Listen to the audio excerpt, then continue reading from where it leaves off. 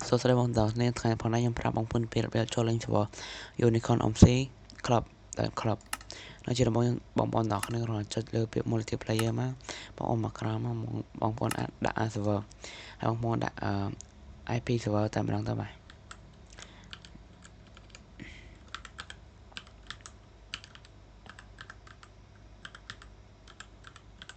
នៅតែបងប្អូនដាក់ឲ្យបងប្អូនចុច done មកបាទច្រឡំបាទOMC Club នេះច្រឡំដាក់ដល់ខ្ញុំច្រឡំណាលើចុចហើយឥឡូវស្វយើងបានហើយបាទហ្នឹងហើយ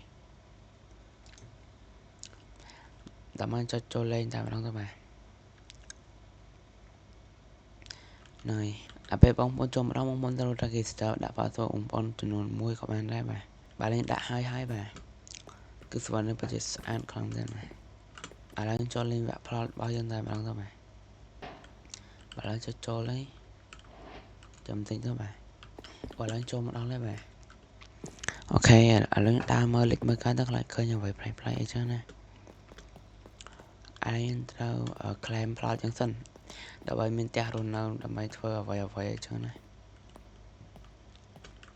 កន្លែង claim land ដើររកតាមតិចអូខេឥឡូវចុចមកកន្លែង mine បាទចាំតិច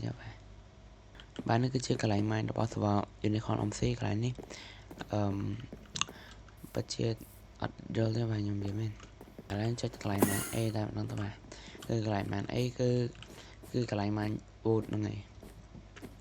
កន្លែង mine ឈើកន្លែង mine A ហ្នឹង